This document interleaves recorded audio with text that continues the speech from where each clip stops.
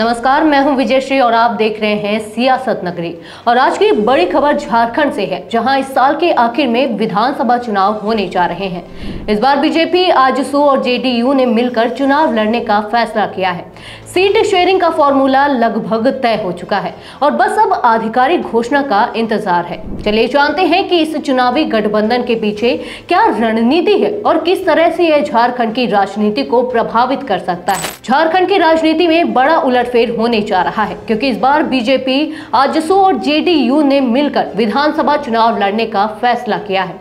इस गठबंधन की सीट शेयरिंग का फॉर्मूला लगभग फाइनल हो चुका है और अगले 1-2 दिनों में इसकी आधिकारिक घोषणा होने की संभावना है।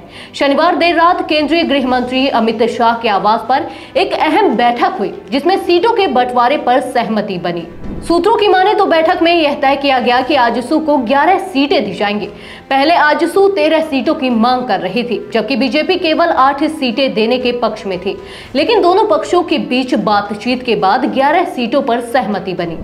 बैठक में असम के मुख्यमंत्री और झारखंड के सह प्रभारी हिमंत बिस्वा शर्मा, आजसू प्रमुख सुदेश महतो और बीजेपी के सांसद निशिकांत दुबे भी शामिल थे।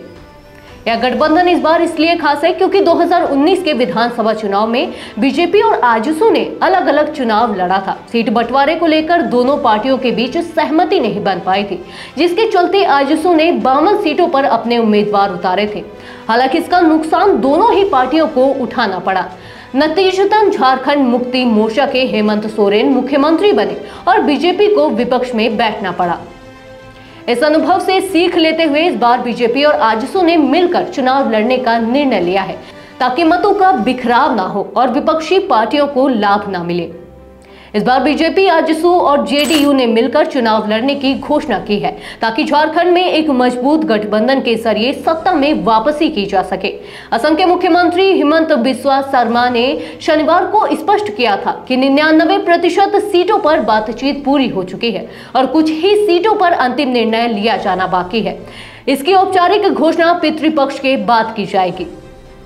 यह गठबंधन झारखंड में बीजेपी के लिए एक बड़ी रणनीतिक चाल मानी जा रही है, क्योंकि 2019 में मिली हार के बाद पार्टी को इस चुनाव में सत्ता में वापसी की उम्मीद है। गठबंधन के जरिए बीजेपी राज्य के विभिन्न हिस्सों में अपने वोट बैंक को मजबूत करने की कोशिश कर रही है। झारखंड की राजनीति में इस गठबंधन से विपक्षी दलों, खासकर झारखंड मुक्ति मोर्चा यानी कि जेएमएम और कांग्रेस पर दबाव बढ़ सकता है। 2019 में जहां बीजेपी और आजसू के अलग अलग चुनाव लड़ने से विपक्ष को फायदा हुआ था, इस बार एकजुट होकर चुनाव लड़ने से विपक्षी दलों के लिए चुनौती बड़ी हो सकती है। बीजेपी और आजसू के बीच बनी इस नई सहमति से झारखंड की राजनीति में नए समीकरण देखने को मिल सकते हैं। 2014 में दोनों पार्टियों ने साथ मिलकर शानदार जीत हासिल की थी और अब 2024 में यही प्रयोग दोहराने की कोशिश की जा रही है।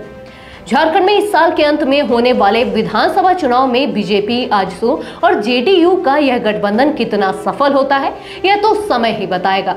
लेकिन एक बात साफ है, इस बार के चुनावी मुकाबले में कड़ी टक्कर देखने को मिलेगी। आपकी क्या राय है इस गठबंधन पर, हमें कमेंट्स में बताएं और हमारे चैनल सियासत नगरी को सब्सक्राइब करें, ताकि आपको झारखंड चुनाव से जुड़ी हर अपडेट मिलती रहे। धन्यवाद।